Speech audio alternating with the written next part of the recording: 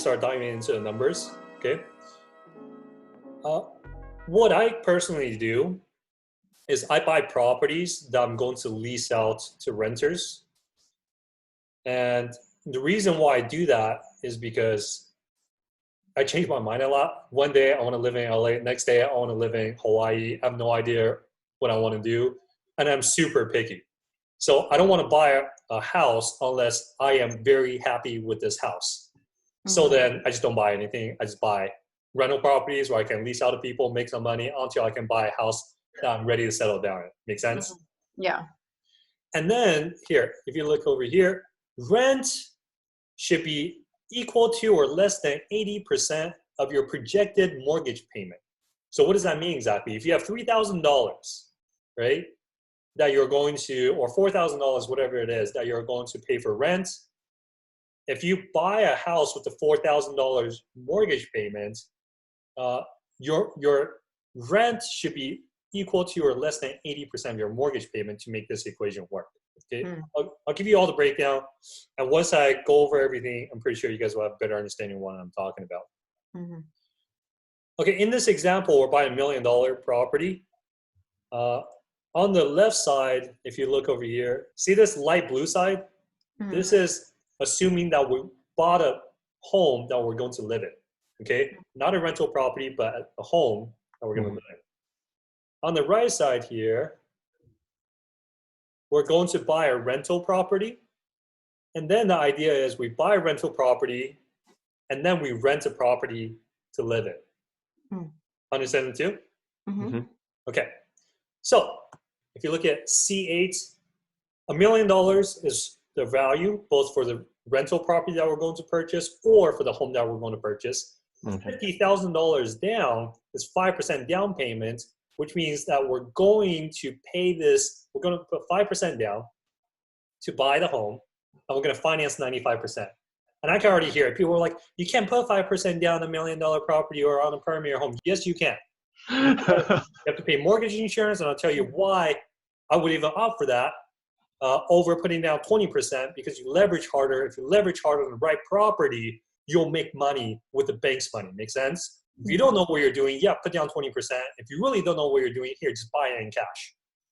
I'm talking about properly utilize your money to leverage so that you can make the most amount of money. Okay, so the two different ideas here is one, you buy a 5%, you put down 5% as primary residence, or you put 5% down on the multifamily as owner occupied. Okay. However long you occupy that property is up to you. There's some guidelines behind that, but let's just go with this first. You buy $1 million property. There's something called appreciation, correct? And also, there's something called debt pay down. Appreciation is the idea that the property will appreciate 5% every single year, year after year. All right? Some people will argue with me, no, it won't. I will argue. Look at historical records here in California. In certain cities, yes, it will, and it continues to do so. Okay? If you don't believe me, it's up to you guys to do your own due diligence and come to your own conclusions, right? So $1 million next year, the same property will be worth $1 million and $1,050,000. The year after that, keep in mind, on the third year, the property is not adding $50,000 a year at 5%.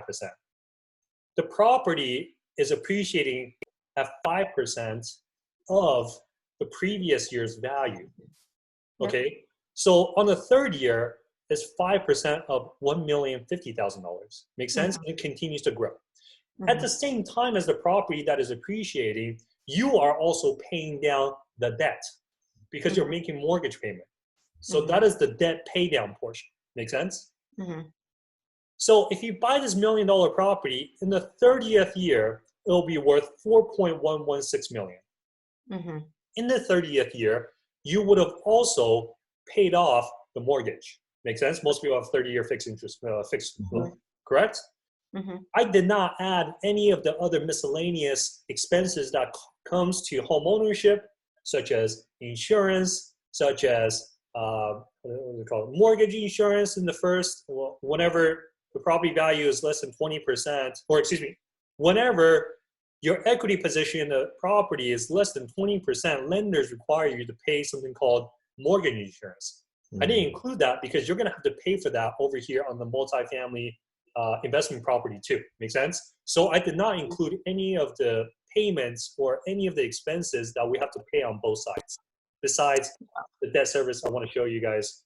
It actually plays a very critical role here, and I want to list that expense on this example. Okay, so in the 30th year, your 4.116 million would be your entire sum of your equity because you own it outright. You paid off the mortgage. Make sense? Mm-hmm. And then you would have taken into account you paid total of $2.3 million. Okay, yep. in all of your mortgage payments. Yep. Make sense? Mm-hmm. So then you subtract the 2.3 million from the 4.116 million, your net here is 1.8 million. You guys see that? Mm-hmm. Mm-hmm. Okay, let's go on to the next portion. What happens when you buy a multifamily investment property versus just buying a home? And now you buy the multifamily investment property, you rent out all the units, right? And then you go rent a property yourself. All right? So, and keep in mind, this equation and this way of doing things is I advocate for it, especially in very mature markets such as San Francisco, LA, New York, Miami. And what I mean by that, if you're living in any of the cities I just mentioned, to my knowledge and to my experience, it is best for you to go buy an investment property elsewhere with higher returns and then go rent in these mature cities because the prices in the mature cities are way too high, right? Mm-hmm. So multifamily residential property, you put 5% down, you buy it as an owner occupied, which means that you get into it to live in one unit, you rent out all the other units. Let's just say you guys qualify to buy $600,000 worth of property. If you buy a fourplex or a triplex, you can use rents from the units, from the additional units to help subsidize your mortgage payment, which means that you can qualify for a larger loan amount. Mm-hmm. Cool? Mm-hmm. All right, same thing here. Let's look at G10, appreciation / debt paydown. Same set of numbers here, right? Yep. Same set of numbers. 4.116 million, some 4.116 million. But here's the thing though. On the left side of the equation, you're the one that paid the debt, right? Yep. On the right side of the equation, your mortgage payments are paid off by your renters, mm-hmm. right? Because to have net income on an investment property, it means that the rental income is taking care of all of your expenses, including debt service to your mortgage loan company, mm-hmm. right? Debt service is the mortgage payment you make to loan company to service your debt. Yep. So the 4.116 million, you didn't have to pay the 2.3 million. It goes into your pocket. Mm-hmm. Nice. Next, 5% cash on cash return, all right, on a rental property, which means you bought this property at $1 million. The whole point is to have rental income, positive cash flow. Make sense? Mm-hmm. When I say 5% cash on cash return is calculating how much money did you put down, $50,000 right here, correct? Mm-hmm. That is your down payment. Yep. And 5% of $50,000 is $2,500 a year. Mm-hmm. It's really not. It's like $200, mm-hmm. okay, a month. But in a year, $2,500, after 30 years, your total income is $101,000 net income that you pocketed. All right? Mm-hmm. Let's move on. So we covered, okay, you bought a rental property, you rent it out, your renters paid for your expenses, and you still have some income of $2,500 a year, which is nothing. And then let's talk about you have to pay rent. Okay, the rent amount should be equal to or less than 80% of the debt service, mm-hmm. right? To make this worthwhile. When it's equal to less than 80%, you're looking at $3,800 for you to rent. Your mortgage payment is $4,800. Okay, $3,800 you can get an apartment in the Bay Area, no problem. You're gonna have to kind of scrape by for a little bit. Hopefully you guys are okay with that, right? $3,800 a month rent is $3,851. To calculate how much money you spend after 30 years, you use that number J11 times 12 because this year how much it costs, right? And then you times 30 years. So it's $1.3 million, right? Now, how do you come to the equation? Use the $4 million of your equity that you made. You don't have to subtract the $2.3 million of debt service because your renters pay for it. You add the $100,000 that you made from net income, and then you subtract $1.386 million because you paid that in rent. And then you come to the conclusion, here you made overall, okay, you would have net $2.8 million. Versus if you just bought a home and you lived in it, right, you would have net $1.8 million. So the difference is almost $1 million. Or it's over $1 million, actually. Okay? Any questions with what I just covered? Yes. Now, do you mind scrolling up really quickly? Yeah. Pay rent. So on column J10, can you just repeat again what that means, like less than 80% again? Okay. So the original question Lawrence asked me is that, should I buy a home in the Bay Area and live in it? Or should I buy a rental property, rent it out, and then just continue renting? Okay? In this scenario, we bought a property, we rent it out, okay? Collecting rental income, and then we're renting. So the equation here, in order for it to work, and in order for you to stay within parameters to be profitable, and to be more profitable than you were to buy a home, your rent, your monthly rent for your apartment, for your house, whatever it is, it should be 80% of your mortgage payment that you're paying for the investment property that you bought. Got it. Got it. Okay. That makes sense? Yeah, that makes sense. If you bought a $1 million investment property, your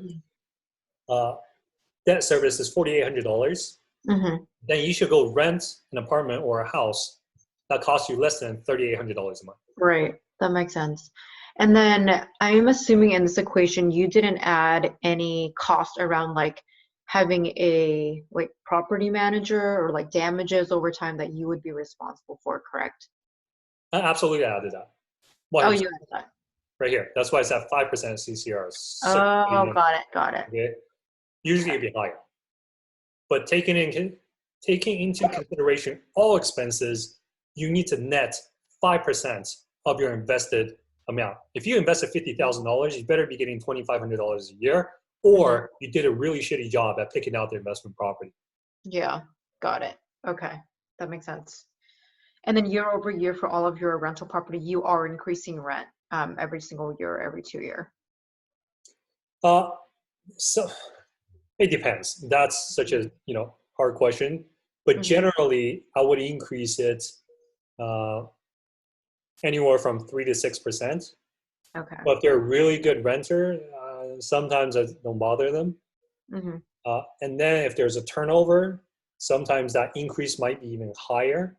I'll give you an example. I bought a fourplex years ago. The rents were only $400 to $600 per unit. After I was done with it, it was renting for like $1,200 a unit, So you increased more than 100%. Yeah. But the market asked for it, and then there was a turnover, so I had the opportunity to do so. But on average, you want to do at least the 2% annual increase is such a minimum number. The usual minimum is about 3%. Okay. Got it. Okay. And I guess so you mentioned that your first property you bought was roughly around like 87.5K. I don't think that we would be able to run into like such an amazing number now. I guess like if we're thinking about like going in like next month and investing in during this environment, what do you think is like a good number to start with? Good number for the property? Are you guys talking about buying it in cash, or are you guys going to finance it? I would say, I don't know, in a scenario of cash and financing, I guess. You can buy an investment property right now, a duplex, triplex in Sacramento for anywhere between, you know, $300,000 to $500,000. Mm-hmm. Okay. Okay. So if you're going to cash out on the deal, $300,000, $500,000. If you're going to leverage on the deal, you guys can put anywhere between 20 and 35% down. If it's owner occupied, 5% down.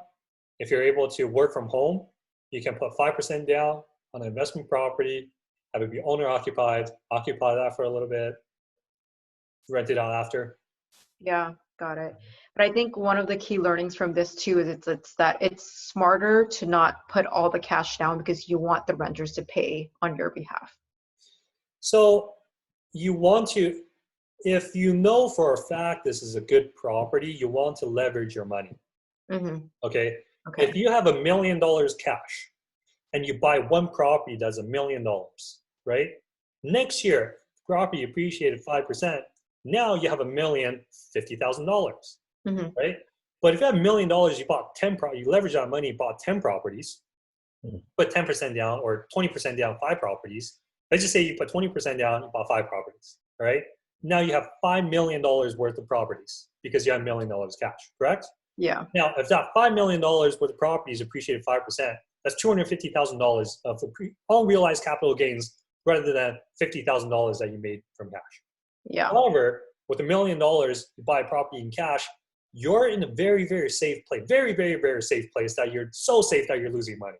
Why I say losing money is because you're not making the extra $200,000 unrealized capital gains. Make sense? Uh-huh. Yeah. So, and in real estate too, you know, when there's a bad deal, it's not like, oh, we lost a ton of money. In real estate, if done correctly, and you get a bad deal, it's like, oh man, I made like 10% off my money. This is horrible. You know, it's like, oh, this is not good. But in general, like if you just start with very sound foundations, and you kind of, you know, be very diligent as you go through each process, you will make money in real estate. It's not that hard. It's really, really not. There's, you know, I can't think, there's probably 20 different things, probably less, that you have to get really good at to be able to be very profitable in real estate. And those 20 things, it's not rocket science. It's like very simple equations. It really is. Got it. Okay. Any questions on this? So as far as, I guess, like buying like a duplexes to live from home is going to be a little bit difficult, especially with my job here in the Bay. So I guess if we're trying to buy an investment property, it's going to be very difficult for us to do, especially when it's all the way in Sacramento. Yeah. You can buy investment property with 20% down. That's still worthwhile. Oh, okay. Let me do that. And then basically just hire like a property manager to manage that for you. Yeah. I'm going to do another set of numbers with 20% down, and I'll share that with you guys in a different call. Okay. Questions? No, I think this was super helpful. And I guess like if there are any other like articles or books that you would recommend us to start reading on, would really appreciate if you could send that our way too. Okay, the first books that were very helpful to me, one of the most important things as an investor, you need to have the right mindset looking at everything. And Robert Kiyosaki's like Rich Dad Poor Dad, have you guys heard of that? Yeah. Have you guys read it? I have not. I've wanted to attend some of his seminars in the Bay Area, but I never made it out. Okay, so go ahead and read that book first. There's an audio version too, you can listen in your car. But that was one of the first books that really it changed my life. You know, that book, like maybe a handful of others, that changed the trajectory of my life after reading it. So I feel like that's very important. If you guys have the opportunity to read that book, just read that one first. And then there are more technical books over time that I will suggest to you guys. So the first book I would recommend is, you know, Robert Kiyosaki, Rich Dad Poor Dad, and then after that, I'll give you guys the list. Got it. Okay. Makes sense. Yeah. And then in terms of the spreadsheets, you guys understood everything. There's no questions. So what are you guys thinking right now in terms of buying a home or? Mm-hmm. Well, I think like this is very, like, I'm mind blown because I think for us, like, especially raised in an Asian family, you always hear about like graduate, get a job, buy a house. You never really think about like graduate, get a job, buy an investment property. And I think when you break down the math, it definitely makes sense. And I completely agree with you where one, it really is a mindset. And also two, over time, it's like we need to make sure that we're doing our homework and we're learning the in and out of the industry as well. And then I think like the other part too is just continuing to have these conversations with you because you're amazing at what you do. But I think like in the conversations that Law had with I in the past couple of weeks and connecting with you, like we've been very excited. And I think we're more so entertaining this idea of investing and renting versus buying for now. And I think I'm like completely fine renting if it just makes more sense monetarily in the long term. I think like COVID too, it's like the silver lining is I guess it does come into investment because I think we're all anticipating that market to crash or slow down a bit. So I think I'll just put it back at like a better price point to invest and to purchase. Don't be too greedy. Yeah, I know. I was like, I'm thinking about it, but like with the Bay Area, right? I was like, I was thinking about it. I was like, oh, maybe like the market's gonna crash, but I think with the Bay Area, because they know the potential of what this market is capable of, either people are just going to like hold onto their property until they're comfortable to sell once the economy picks back up, or the others, unfortunately, they just can't afford the mortgage anymore. They're like forced to sell. Yeah, there's going to be some of that. There is. Prices will adjust. That's the term that we use. Adjustment, right? Yeah. On the same note, the home that you want to buy, the price will adjust. The investment property that you want to buy, the price will also adjust. Make sense? And the key to me, I don't want to force my view on you, but to me, as long as the value of the property makes sense and it meets my criteria, I don't have to wait until it hits bottom. And you never know what that is. Yeah. You know, if I buy a property at $1 million today, and let's just say the value of the property drops another $200,000, I didn't really lose money because I'm not selling the property. Does that make sense? Right. The loss is unrealized. Right. So I just wait until the property catch back up, the value of the property catch back up, and then I have the option to sell or whatever it is. As long as I'm in a positive cash flow position, I can hold on to it forever.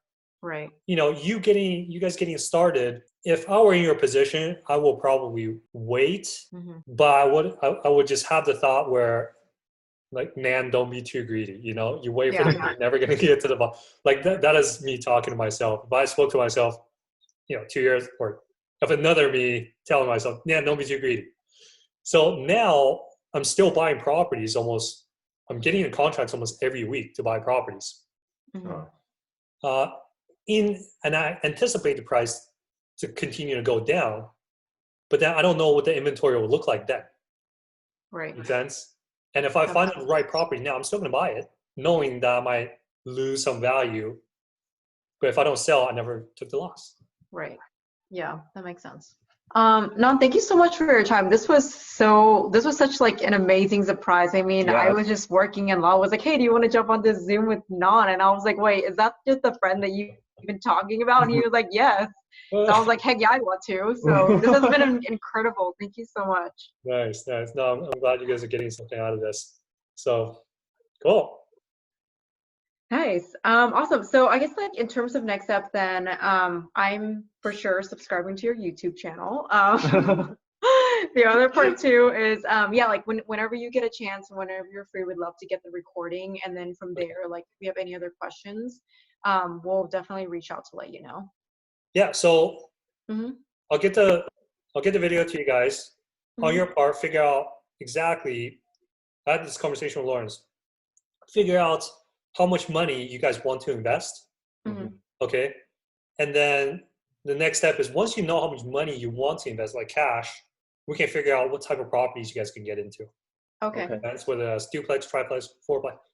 And then you guys can start looking at properties, start analyzing numbers. I'll teach you guys how to analyze numbers. And then you're on your way to becoming an investment property owner. I just want to be a nun. You want to what? I just want to be a nun. That's funny. All right. Yeah, no, that sounds good.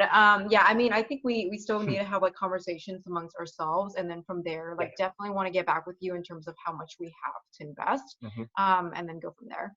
Good. All right. Well, that's this conversation. Yes, this is super.